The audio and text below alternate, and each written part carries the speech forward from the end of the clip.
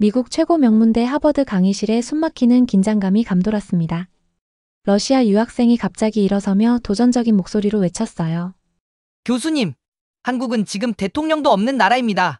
강의실이 순간 얼어붙었어요.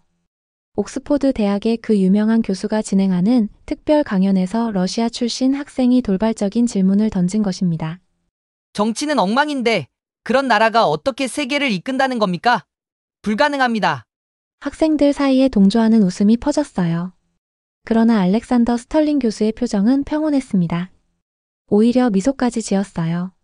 모두가 그의 다음 말을 기다렸습니다. 세계적 명성의 경제학자가 이 도전에 어떻게 대응할지 모두의 시선이 집중되었어요.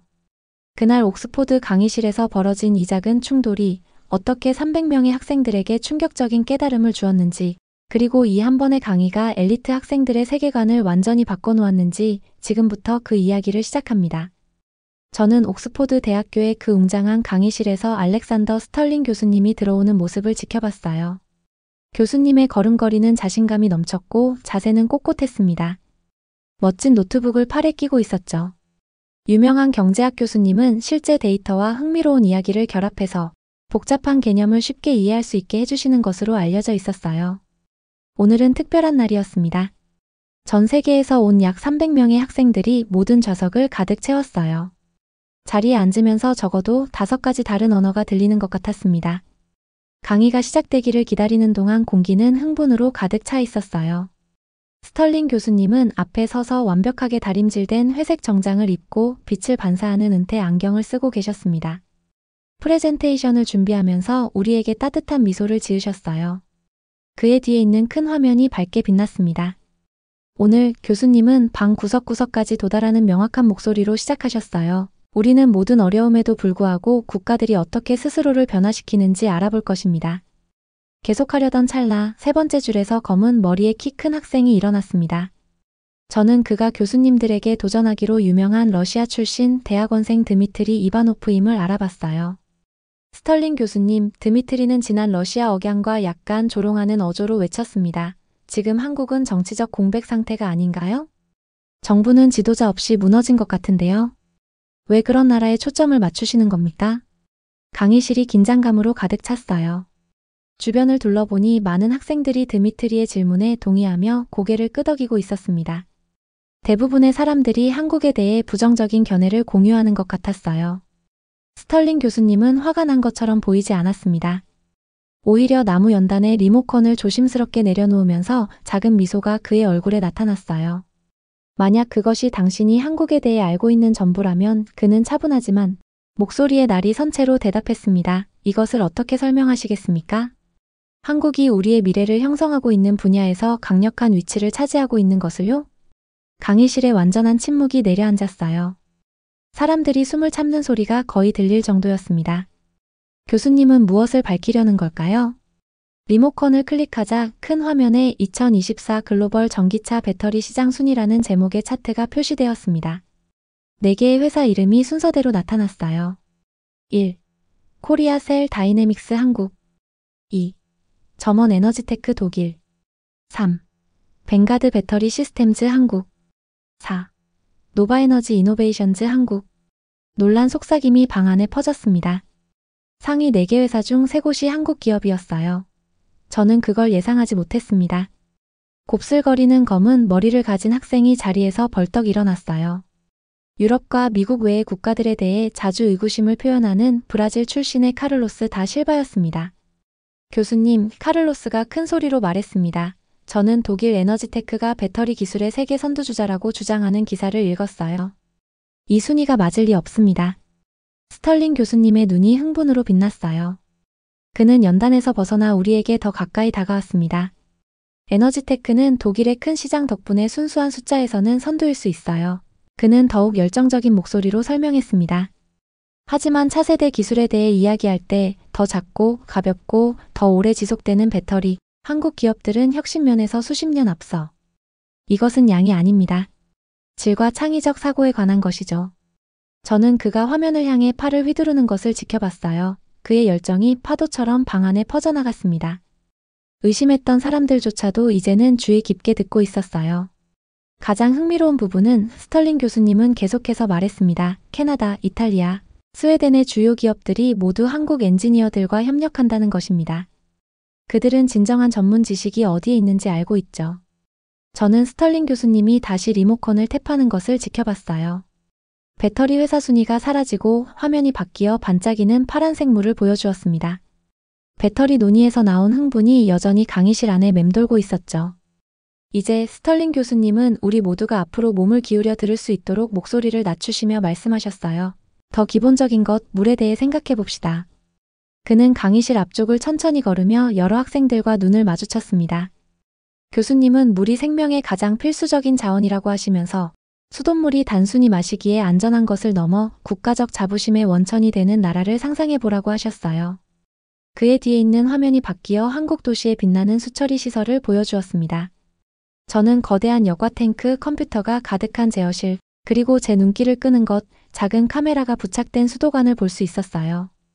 교수님은 이미지를 가리키며 한국에서는 정수 공장에서 하루에 한 번도, 일주일에 한 번도 아닌 5시간마다 물을 검사한다고 설명하셨습니다. 저는 놀랐어요. 그것은 정말 많은 검사처럼 보였습니다. 교수님은 더욱 열정적인 목소리로 이것이 특별한 이유는 이 모든 검사 데이터가 공개적으로 시민들과 공유된다는 점이라고 말씀하셨어요. 시민들은 그 안에 정확히 무엇이 들어있는지 알기 때문에 완전한 자신감으로 수돗물을 마실 수 있다고 하셨습니다. 제 앞줄에서 손이 올라갔어요. 공중보건을 공부하는 이탈리아 학생 이사벨라 비앙키였습니다. 그녀는 긴 검은 머리를 가졌고 항상 사려 깊은 질문을 했어요. 이사벨라는 조심스럽게 그녀의 이탈리아 악센트가 단어를 음악적으로 만들며 유럽의 일부 지역도 수돗물을 잘 관리하고 있지 않냐고 물었습니다. 북부 이탈리아의 그녀의 고향은 수질이 매우 좋다고 했어요. 스털링 교수님은 그녀의 질문에 존중하며 고개를 끄덕이셨습니다. 교수님은 이탈리아나 스웨덴 같은 나라들도 좋은 수자원 관리 시스템을 가지고 있다는 점에 동의하셨어요. 그런 다음 그는 극적으로 잠시 멈추고 이어서 말씀하셨습니다. 교수님은 한국이 수질을 완전히 새로운 수준으로 끌어올렸다고 하셨어요. 그들은 실제로 수돗물의 아리수라는 이름을 브랜딩하고 국가적 성취의 상징으로 만들었다고 했습니다. 화면이 다시 바뀌어 나란히 이미지를 보여주었어요. 한쪽에는 서구 도시처럼 보이는 곳에서 수리되고 있는 금이 가고 녹슨 파이프가 있었고, 다른 쪽에는 깨끗한 유니폼을 입은 작업자들이 조심스럽게 물 샘플을 검사하는 깨끗한 한국의 수질 모니터링 센터가 있었습니다.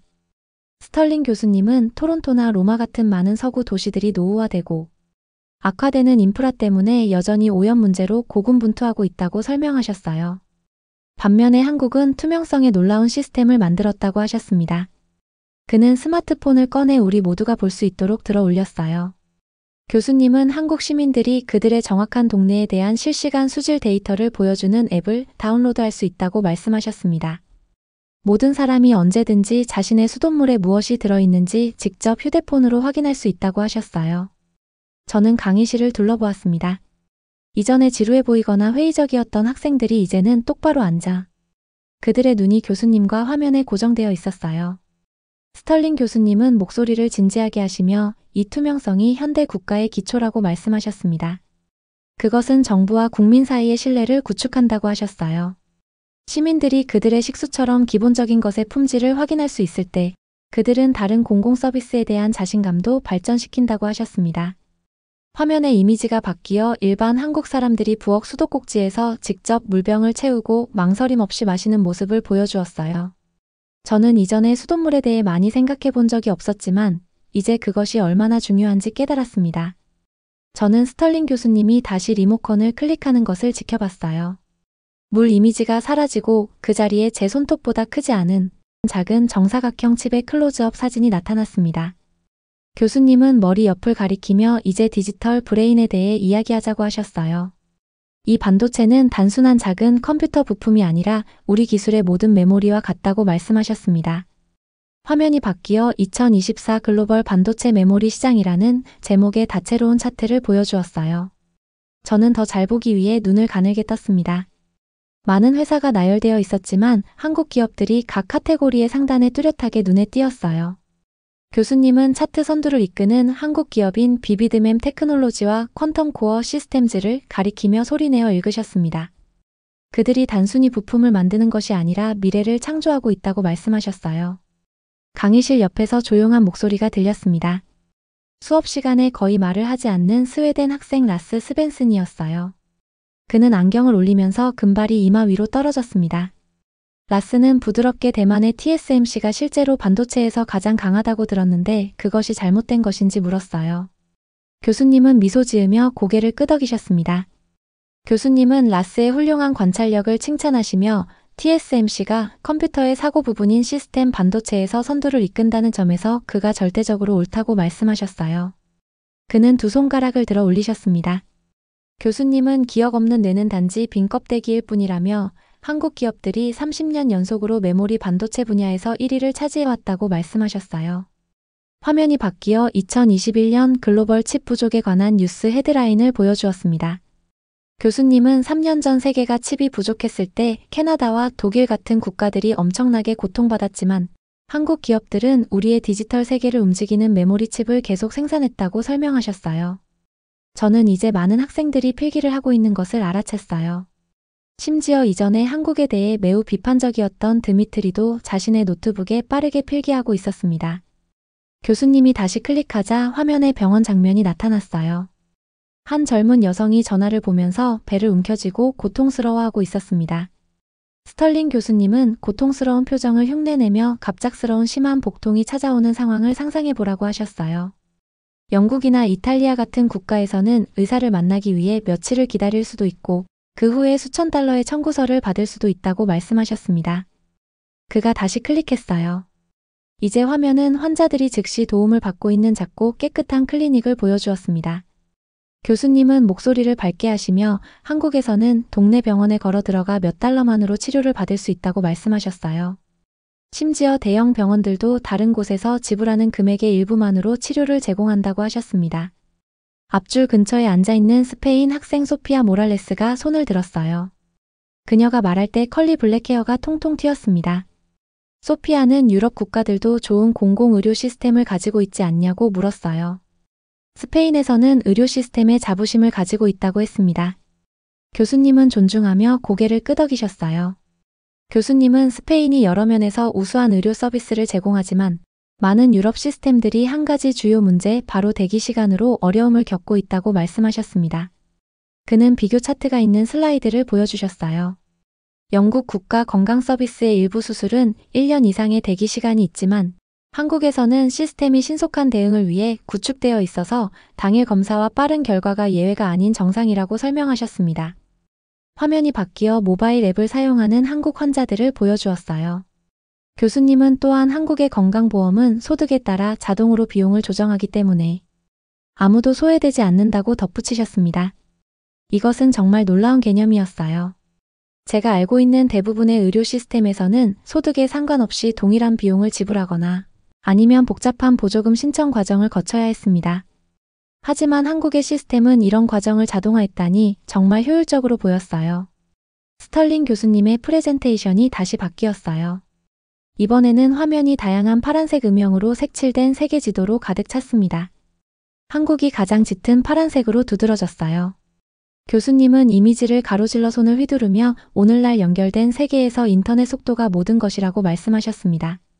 저의 눈을 휘둥그레지게 만드는 숫자를 보여주는 새로운 슬라이드가 나타났어요. 2024 글로벌 인터넷 속도 순위, 한국 230mbps, 캐나다 140mbps, 이탈리아와 스웨덴 110mbps. 저는 mbps가 정확히 무엇을 의미하는지 몰랐지만 더 큰 숫자가 더 좋다는 것을 이해했고 한국의 숫자가 다른 것들보다 훨씬 컸습니다. 스털링 교수님은 위성 안테나가 있는 작은 어촌과 산골 마을의 사진을 보여주시며 한국의 인터넷은 대도시에서만 빠른 것이 아니라고 설명하셨어요. 가장 외딴 섬들조차도 런던이나 뉴욕을 부럽게 만들 정도의 초고속 연결을 갖추고 있다고 하셨습니다. 화면이 바뀌어 한국의 지하철 열차에 있는 사람들을 보여주었어요. 그들은 열차가 지하터널을 빠르게 통과하는 동안에도 비디오를 보고 게임을 하고 영상통화를 하고 있었습니다. 교수님은 작게 웃으시며 런던을 방문할 때 지하철 문이 닫히는 순간 인터넷 연결이 끊긴다고 말씀하셨어요. 반면 한국의 지하철 시스템에서는 단 한 번의 중단 없이 온라인 게임을 하거나 영상통화를 할 수 있다고 하셨습니다. 제 주변의 일부 학생들이 이러한 좌절스러운 경험에 공감하며 고개를 끄덕였어요. 저는 지난 여름 파리 메트로에서 문자 메시지를 보내려고 시도했다가 완전히 실패했던 기억이 났습니다. 프레젠테이션이 다시 바뀌어 시골을 질주하는 빛나는 은색 열차들을 보여주었어요. 스털링 교수님은 지각이 거의 들어본 적 없는 나라를 상상해보라고 하셨습니다. 한국의 고속철도 시스템인 KTX와 SRT는 믿을 수 없는 정확성으로 주요 도시들을 연결하고 있으며 평균 지연 시간은 30초 미만이라고 말씀하셨어요. 그는 그 말이 우리에게 와닿도록 잠시 멈추셨습니다. 30초 미만이라니. 저는 거의 1시간이나 지연되었던 제 마지막 기차 여행을 생각했어요. 스페인 학생 소피아가 다시 손을 들었습니다. 그녀의 나라는 AVE 고속열차로 유명했어요. 소피아는 스페인과 프랑스가 이미 좋은 고속철도로 알려져 있는데 한국이 무엇이 그렇게 특별한지 물었습니다. 교수님의 눈이 빛났어요. 마치 이 질문을 기다리고 있었던 것처럼요. 교수님은 단지 속도만의 문제가 아니라고 말씀하셨어요. 한국은 완전히 연결된 시스템이라는 훨씬 더 가치 있는 것을 만들었다고 하셨습니다. 그는 사람들이 버스, 지하철, 고속열차를 타기 위해 단일 카드를 사용하는 이미지를 보여주셨어요. 교수님은 하나의 교통카드로 전국 어디든 갈 수 있다고 설명하셨습니다. 작은 마을 버스부터 주요 도시 간의 총알 열차까지요. 전체 시스템이 완벽하게 함께 작동하여 농촌 지역을 도시 중심지와 연결하고 전국에 걸쳐 발전을 확산시키는 데 도움을 준다고 하셨어요. 그는 잠시 멈추고 강조하며 이것이 한국이 시간을 가장 소중한 자원으로 여기는 사회를 만든 방법이라고 덧붙이셨습니다. 강의실의 분위기는 처음과 완전히 달라졌어요. 자리에 구부정하게 앉아있던 학생들이 이제는 똑바로 앉아 있었습니다. 전화기를 확인하고 있던 사람들은 이제 스털링 교수님의 프레젠테이션에 완전히 집중하고 있었어요. 심지어 한국에 대한 비판으로 모든 것을 시작했던 드미트리도 입을 약간 벌린 채 지켜보고 있었습니다. 저도 완전히 몰입해 있었어요. 강의가 시작되었을 때 저는 한국에 대해 거의 아는 것이 없었습니다. 지금은 이 나라가 어떻게 21세기의 많은 도전에 대응해 왔는지에 대한 새로운 관점을 갖게 되었어요. 특히 제 전공인 경제 발전과 관련하여 이 사례 연구는 제가 배운 어떤 이론보다도 흥미로웠습니다. 저는 필기를 놓치지 않으려고 손가락이 아플 정도로 계속 타이핑하고 있었어요. 스털링 교수님은 급격히 아래로 내려갔다가 꾸준히 상승하는 선을 보여주는 새로운 슬라이드로 넘어갔어요. 제목은 2008 글로벌 금융 위기와 회복이었습니다. 교수님은 목소리를 약간 낮추며 용기에 관한 이야기를 해주시겠다고 하셨어요. 그는 2008년 세계 경제가 붕괴되었을 때 대부분의 기업들이 공황 상태에 빠졌다고 설명하셨습니다. 그들은 투자를 중단하고 직원들을 해고하고 공장을 폐쇄했다고 하셨어요. 화면에는 당시의 신문 헤드라인이 보였습니다. 글로벌 경제 자유 낙하, 대공황 이후 최악의 위기, 수백만 명이 일자리 잃어. 하지만 교수님에 따르면 한국에서는 뭔가 다른 일이 일어났다고 하셨어요. 다른 이들이 물러설 때 한국 기업들은 대담한 움직임을 보였다고 말씀하셨습니다. 그는 클릭하여 첨단 연구소에서 일하는 흰 실험복을 입은 과학자들의 사진을 보여주셨어요. 사진 속 과학자들의 얼굴에서 결연한 의지가 느껴졌어요. 그들은 세계가 무너지는 동안에도 미래를 위해 일하고 있었습니다. 저는 경기 침체 기간 동안 다양한 국가들의 대응을 비교한 경제학 세미나를 들었던 것을 기억했어요. 그때는 주로 미국과 유럽의 구제 금융과 긴축 정책에 대해서만 논의했었는데 한국의 이런 접근법은 전혀 언급되지 않았었죠. 이것은 제게 완전히 새로운 정보였습니다. 교수님은 한국 기업들이 배터리 기술에 막대한 투자를 했다고 설명하셨습니다. 바로 지금 전 세계 전기차를 움직이는 그 기술이죠. 다른 모든 사람들이 위험을 감수하기에 너무 두려워할 때 한국은 미래를 보고 그것을 잡았다고 하셨어요. 한국 R&D 투자라고 표시된 꾸준히 상승하는 선을 보여주는 새로운 차트가 나타났습니다. 연구개발 지출은 가장 어려운 경제 시기에도 결코 떨어지지 않고 매년 더 높아졌어요. 스털링 교수님은 연단에서 벗어나 우리에게 더 가까이 다가오며 이것이 단지 하나의 산업에 관한 것이 아니라고 설명하셨습니다. 그는 한국이 혁신, 투명한 정부, 시민의 책임이 모두 함께 작동하는 전체 시스템을 만들었다고 말씀하셨어요. 교수님은 잠시 멈추셨고 그 침묵의 순간은 그의 다음 말을 더욱 강력하게 만들었습니다. 그는 손가락으로 세어가며 오늘 우리가 본 것들에 대해 생각해보라고 하셨어요. 혁신적인 반도체, 첨단 배터리 시스템, 빠르고 저렴한 의료 서비스, 깨끗하고 안전한 식수, 초고속 인터넷, 정시교통이라고 말씀하셨습니다. 그는 마치 이 모든 성취를 한꺼번에 포용하려는 듯 팔을 넓게 펼치셨어요. 교수님은 한국이 혁신과 사회적 책임, 기술과 인간의 필요 모두를 중시할 때 현대 사회가 어떤 모습일 수 있는지 보여준다고 말씀하셨습니다.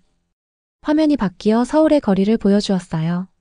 저는 가로등과 건물에 장착된 수백 개의 카메라를 알아챘습니다. 캡션에는 서울에 1만 개 이상의 CCTV 카메라라고 적혀 있었어요. 스털링 교수님은 서울의 범죄율이 주요 도시 중 가장 낮다고 말씀하셨습니다. 만약 지갑을 잃어버리면 80%의 확률로 모든 것이 그대로 들어있는 상태로 돌려받을 수 있다고 하셨어요. 스웨덴 학생 라스가 살짝 얼굴을 찌푸리며 다시 손을 들었습니다. 라스는 그 많은 감시가 사람들의 프라이버시를 침해하지 않느냐고 물었어요. 스웨덴에서는 그렇게 많은 카메라가 있다면 문제가 될 것이라고 했습니다. 스털링 교수님은 생각에 잠겨 고개를 끄덕이셨어요. 교수님은 외국인들에게 감시처럼 보이는 것이 한국 시민들에게는 보호처럼 느껴진다고 설명하셨습니다. 그것은 통제가 아니라 커뮤니티 안전에 관한 것이며 강한 시민 의식과 결합되어 세계에서 가장 안전한 대도시 중 하나를 만들었다고 말씀하셨어요. 스털링 교수님은 깊은 숨을 들이쉬고 강의실을 둘러보셨어요. 그의 시선이 천천히 얼굴에서 얼굴로 옮겨갔습니다. 다시 말씀하실 때 그의 목소리는 강하고 명확했어요. 교수님은 시간을 가장 소중한 자원으로 관리하는 나라를 상상해보라고 말씀하셨습니다. 그의 뒤에 있는 화면은 이제 함께 어우러진 일련의 이미지들을 보여주었어요. 정확한 시간에 도착하는 고속열차, 망설임 없이 수돗물을 마시는 시민들, 즉각적인 의료 서비스를 받는 환자들, 그리고 지하철 터널 깊숙한 곳을 타면서도 원활하게 영상 채팅을 하는 사람들. 교수님은 팔을 넓게 펼치며 이것이 오늘날의 한국이라고 말씀하셨어요. 한때 정치적 문제와 불안정으로 판단되었던 나라가 이제는 우리 글로벌 미래의 맥박을 움직이는 국가가 되었다고 하셨습니다. 저는 강의실을 둘러보았어요. 학생들의 변화가 놀라웠습니다. 2시간 전에 도착했을 때만 해도 많은 사람들이 한국이라는 말에 희죽거리거나 눈을 굴렸었죠. 이제 모두가 앞으로 몸을 기울이며 교수님의 말씀에 완전히 빠져 있었어요. 처음에 무시하는 질문으로 시작했던 드미트리는 이제 미친 듯이 필기를 하고 있었습니다. 이사벨라는 생각에 잠겨 고개를 끄덕이고 있었어요. 카를로스는 전화기를 완전히 치웠고 라스는 펜을 만지작거리는 것을 멈추었습니다. 소피아의 회의적인 표정은 경이로움으로 바뀌었어요. 벽에 있는 시계는 우리 시간이 거의 다 되었음을 보여주었지만 아무도 문을 향해 움직이지 않았습니다. 공식적인 강의는 끝나가고 있었지만 우리 모두가 배운 것에 대해 생각하며 그 자리에 얼어붙은 것 같은 느낌이었어요. 스털링 교수님은 마지막 슬라이드로 넘어가셨어요.